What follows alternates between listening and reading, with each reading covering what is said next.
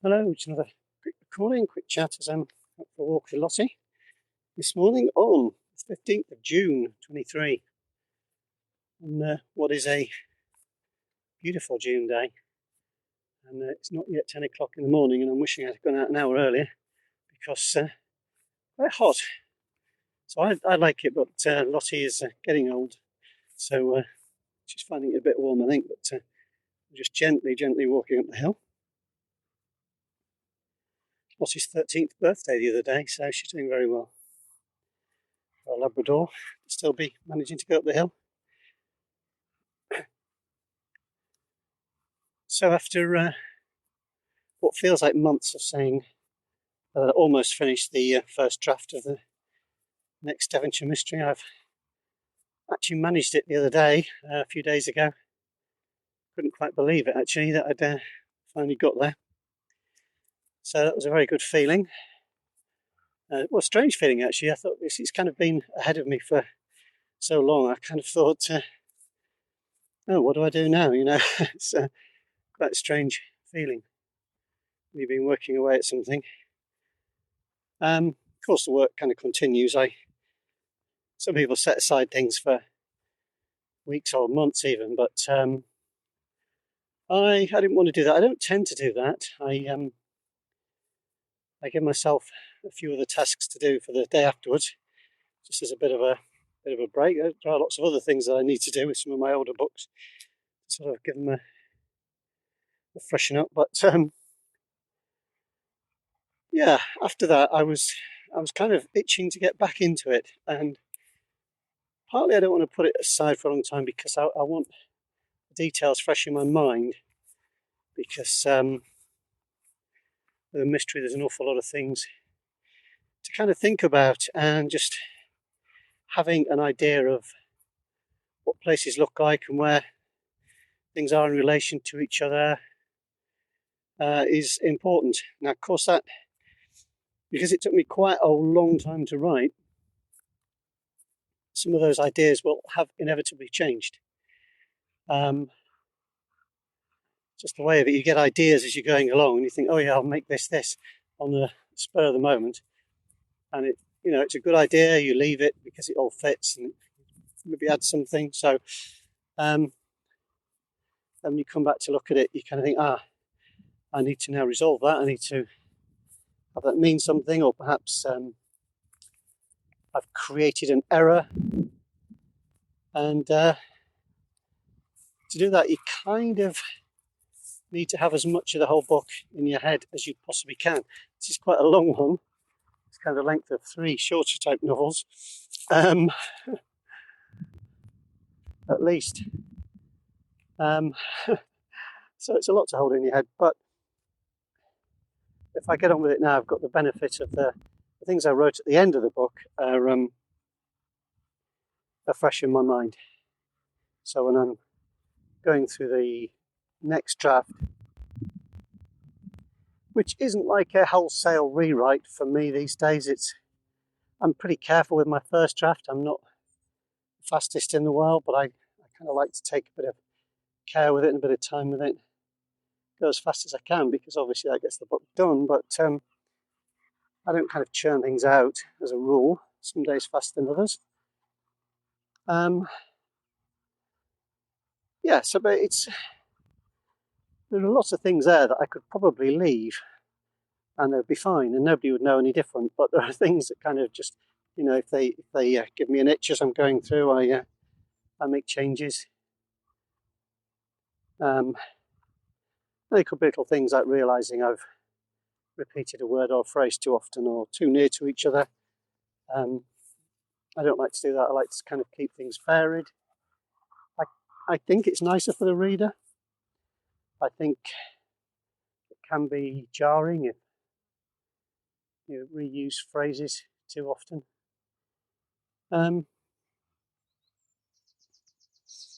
So yeah, that's where we are now, and I've got part way through it. As I say, it was a reasonable first draft, so that means I get through several chapters a day of going through, tweaking, there are things to think about a little bit more, because in the first draft I tried to stop myself doing too much in the way of research. So I put a couple of square brackets or a hash mark, something like that, just something you wouldn't normally use in writing, just to stand out. And that basically means, go and check this, go and find out this, or think of a name for this. It's okay to give yourself permission to sort of come back and fix some things later, but now is the time to do that. So now is the point where I have to go back and look for things, check things, make sure I haven't said anything too preposterous. It's a bit of suspension of disbelief, I think, in this kind of book.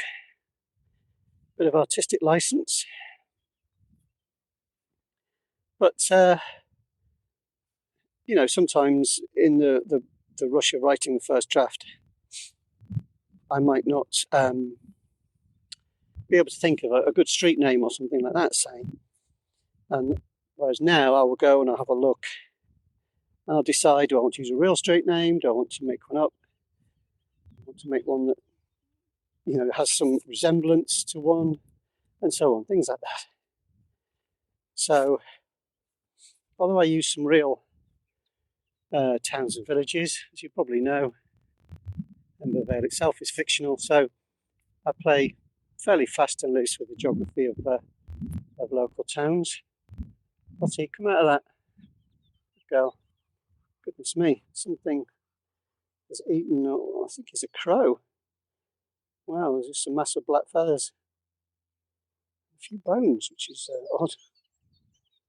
Or is that just a bit of broken stick? Ooh, gory things you've seen. We seem to be seeing a few remains at the moment, so whether that's foxes or badgers or something, I'm not quite sure.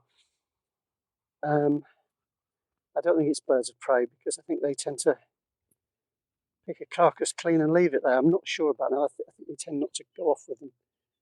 So probably foxes and badgers around here that have caught a bird, and a few of those, or a rabbit. Anyway, nice like rural interlude. Otherwise, it's a beautiful day. The sky is just a few little wisps of cloud, otherwise bright blue, and it's a lovely time of year, though people are finding it quite warm, because we've had this heat spell for quite a while in various bits of the UK. It's I quite like it, but it does get, later on in the day I shall probably start to feel a bit exhausted.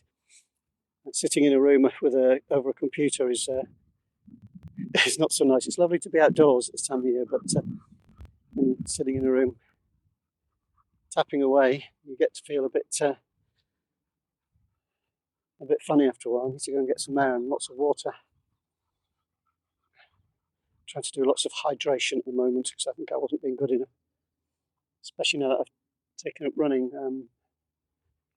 It's finally made me give in, because Sue, that's Mrs. C, has been telling me for years to drink more water. Kids tell me to drink more water. And I've been going, yeah, I'm fine, I have lots of cups of tea. But anyway, I'm now drinking more water. So that's good. It's supposed to be good for you, isn't it? And I'm really, so far, quite pleased with the book, going back to that subject. Pretty pleased with it. I think it's going okay.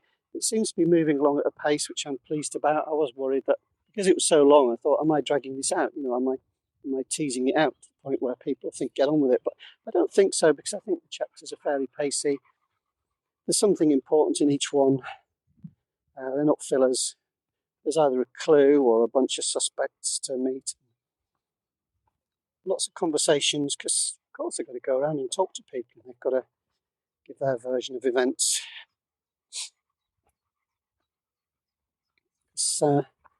We need to give Dan and Alan something to go on, rather than just Dan's famed intuition. They've got to have things that people say or don't say, and do or don't do.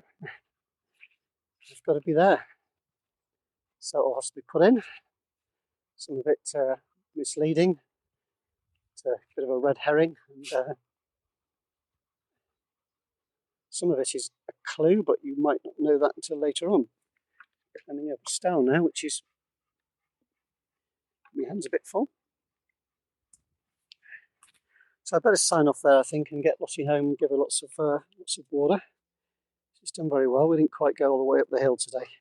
Okay, so just heading back into the lane now, back down to the village. There's a bit of shade in the lane, thankfully, which is nice. So I'd better sign off and get back to that editing and tweaking the manuscript, and hopefully start sharing some snippets. I do seem to be getting a bit behind on things like putting photos on the website and stuff, unfortunately, but it's just a question of getting that manuscript done. So yeah, it's good. It's hopefully not that long, and the time will go quickly before it finally comes out. So I'll have to start thinking about getting covers and things organised. But as I go down the shady lane, I'd better sign off. So thank you very much for taking the time to listen. It's always great to have you along, and thank you very much for support and encouragement and messages and so on, comments on the website, all that kind of thing. Of course, for buying the books and leaving ratings and reviews. It's lovely to have those. They do make a difference. They're really nice, whether it's on a retailer or on Goodreads, or whether you manage to tell some family or friends about the books. All these things, they do really add up and create a ripple effect. That's really nice. It's lovely to hear when somebody sends me a message and says, I've just found these books and I've read all of them, and you just think that's really, really nice. It's so encouraging. Gives me a kind of a good reason to carry on and do the next one. So huge thank you to everybody, and a massive thank you to people who've sent me a mug of tea on coffee.com, which you can find on the website at michaelcampling.com. You can find a button there if you want to send me a mug of tea or hot beverage of your choice, or cold beverage. Go and have a hot drink in a minute, I think, when I've sorted Lottie out. So take care of yourselves, and I'll talk to you again soon. Bye.